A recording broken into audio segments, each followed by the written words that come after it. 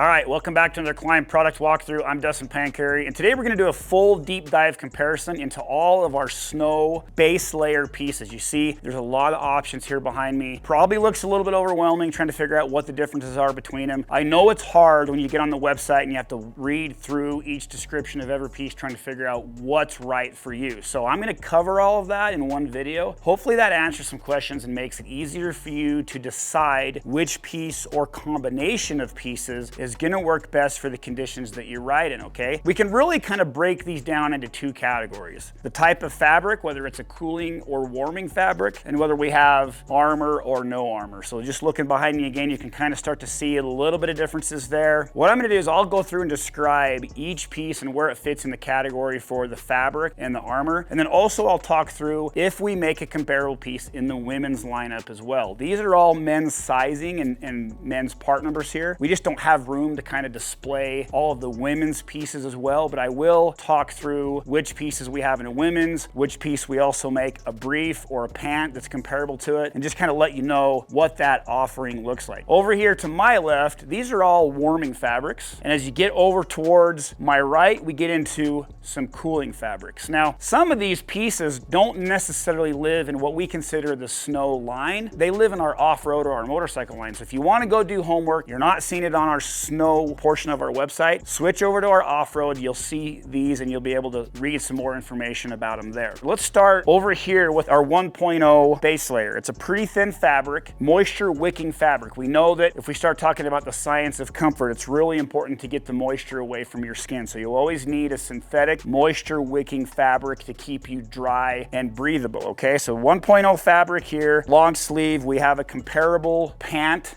that goes with it. And we also make a comparable women's piece called the Solstice. This is the Aggressor series. Women's is called the Solstice series, okay? So that's an example of our thin 1.0 base layer. Now we'll move on to our Aggressor 2.0 base layer. As you can see here, a little bit thicker fabric. Again, really good at moisture wicking. It's gonna add a little bit more warmth level compared to the 1.0. We also make this in a women's Solstice, and we also have the comparable pant to go with the 2.0 fabric. Now we move on to the 3.0. Thicker fabric here, feels a little heavier, more like a traditional thermal fabric. It's still gonna do a really good job at wicking that moisture away. Offer it in the women's Solstice, and we have a pant to go with that. Now what we have over here is a heated piece. You see a little button here, and there's a little battery down here on this bottom right-hand corner. There's 3 modes to the button. You hold it for like 4 or 5 seconds to turn it on, again to turn it off, and then every time you touch it singularly, it changes from a low to a medium to a high mode. Low mode, you'll probably get up to 8 hours. I've seen it last 8 hours. Medium, you're probably closer to 4, and then high, you're probably closer to 2. Now, I always keep a spare battery with me. That way, if I end up out there on a longer day, or maybe we gotta go on a search and rescue, or whatever the reason might be, I have a spare battery with me, and I've pretty much never ran through 2 batteries, even in a long day. So that's a really versatile piece because I can leave the truck on a really cold morning. Say we gotta run down a really cold stretch of trail to get up to where we're gonna ride on the mountain. I can turn that on from when we leave the truck. We can get up on the mountain, it gets warmer, or we're more active, we can turn it lower or off. If you're a trail rider, same situation. If you're leaving and it's cold in the morning, you can kick that on to high just to kind of warm you up real quick. As you're active on the trail and you're riding using more body heat, you can kick that down, or whatever reason might be, you have that adjustability with that heated piece. So that's one of my favorite pieces. I use it almost every time I ride, regardless of where I'm going riding. Comparatively, this is a 2.0 fabric here. So the weight of the fabric is gonna be just like this piece right here. It's not quite as thick as the 3.0, but that gives you an idea of what it's gonna feel like when you wear it and how heavy it is. Another warming piece of fabric we have here is this piece right here. It's called Teton Merino wool. The advantage of merino wool is it's naturally antimicrobial. So let's say you want to ride on a touring ride. You're gonna be going up into northern Canada or whatever, and you're gonna be gone 3 or 4 days, and you need to pack light. The advantage of antimicrobial is it won't start to smell after a couple of days. So if you want to just focus on wearing one base layer for that entire trip, this is a good piece for this because it won't start to smell. It's lightweight. Merino wool insulates very nice. It also, even when it gets warmer, it seems to breathe a little bit better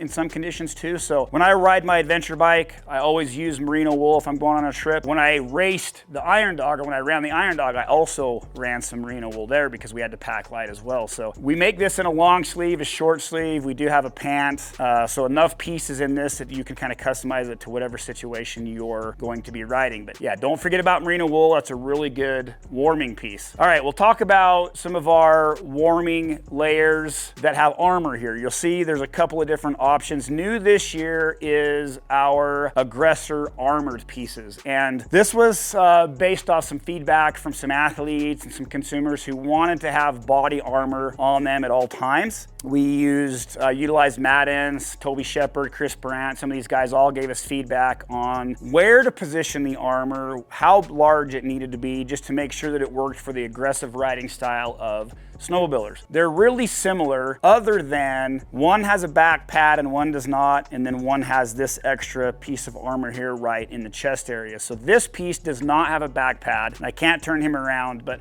I'll show you the back of these piece where it does have a back pad, kind of a full length back protection there. So the reason we're offering two different pieces there is if you're wearing a backpack, you really already kind of have back protection. You don't necessarily need that back pad. It's just going to add extra material and kind of be cumbersome. Maybe you're traveling on a touring ride and you have a backpack to contain some clothes and things like that. You wouldn't necessarily need the back pad, and you could utilize this piece right here, versus guys who are trail riding, or say you're racing or something where you want the protection and you're not going to be wearing a backpack, then you can go to the version that does have the back pad. Now we also have a full length pant, and the cool thing about this is this armor in the knee is removable. So if you're using knee braces and you don't want to have that armor in the knee, you can take that off, use the normal knee brace that you would. So it's a pretty versatile piece. You'll also notice that this guy right here, this is a one-piece base layer suit. It's a 2.0 fabric, so comparable to this that we talked about earlier, but it's really convenient. You don't have to worry about having a top and a bottom. We've been getting requests for a few years from consumers and also athletes, hey, we'd like a simpler piece, a full body one-piece suit. So we built it. We have a couple of our pro athletes. Dave McClure loves it. So if you want simplicity, that one-piece suit works really nice. It's got a drop seat in the back. Pretty versatile piece, new piece last year, and we've had really good feedback. Let's go on to some of our cooling pieces over here now. So this orange piece here is our negative 1.0, Aggressor negative 1.0. We make this in the long sleeve, you can see. We make it in a short sleeve. We also make a brief and a pant in that. We do get requests occasionally for people who are riding in the spring or they're racing and they want a lightweight cooling layer. So this works really well for somebody who runs warm, or they're running in the spring and they want to cool down rather than warm up. You'll notice we also have a couple of different armored versions of that. We have a piece here that's a soft armor, and then we have a piece here that is a hard armor. They're both a cooling layer. The hard armor piece we make in the top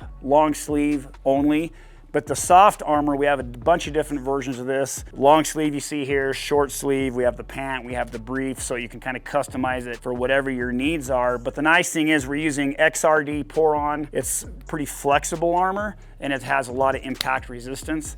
So it's a good way to stay cool and add that base layer of extra protection when you need it. So that's kind of the lineup we have here. I know that's a lot of information, but I hope that helps you hone in what piece is going to work best for you and your riding style. If for some reason I didn't cover some information that you might want to know, please reach out to our customer service team. They're very educated on this stuff. They can help answer some questions for you. Or you can always reach out to us on social media, Facebook, Instagram, YouTube. Hope to see you on the snow.